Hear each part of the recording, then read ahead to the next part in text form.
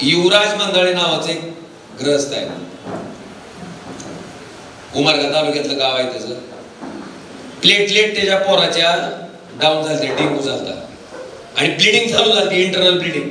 लहान पोरग होतं, मला वाटतं 5-6 वर्षाचं असेल का रे, 5-6 वर्षाचं पोरग वाचतंय का नाही अशी परिस्थिती होती. त्याकडे तर खिशात पैसा नको. उमरग्याच्या डॉक्टरला सांगितलं उचल म्हणलं, त्याला पहिल्यांदा ॲम्ब्युलन्स मध्ये शिफ्ट कर म्हणलं सोलापूरला. सोलापूरच्या डॉक्टरला फोन करून सांगितलं काय मी करीन, लिकरू वाचलं पाहिजे म्हणलं, त्याकडे पैसे नाहीत म्हणलं, प्रायव्हेट हॉस्पिटलमध्ये इलाज करू शकत. त्या माणसाचं पोरग मी त्या ठिकाणी वाचवण्यात यशस्वी ठरलो.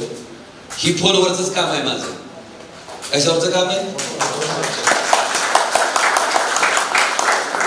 आणि बाबानो, हा स्थिती माझ्या फोनवर, हा स्थिती.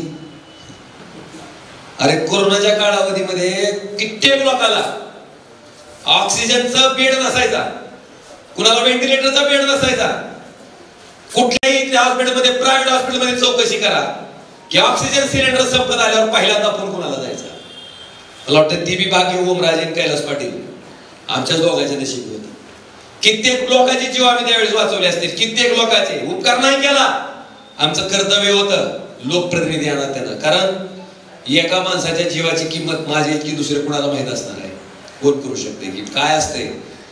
एखाद्या कुटुंबातल्या माणसाला वडील काय असते, एखाद्या कुटुंबातल्या माणसाला आई काय असते, एखाद्या कुटुंबातल्या माणसाला नवरा काय असते आणि एखाद्या कुटुंबातल्या माणसाला पोरग काय असते. मला वाटते माझ्या इतकी त्याची किंमत कुणालाही माहीत असू शकत. ती जाणली आणि प्रामाणिकपणे काम केलं. ताजे अपडेट मिळवण्यासाठी उस्मानाबाद न्यूजला सबस्क्राईब करा आणि बेल आयकॉन प्रेस करण्यास विसरू नका.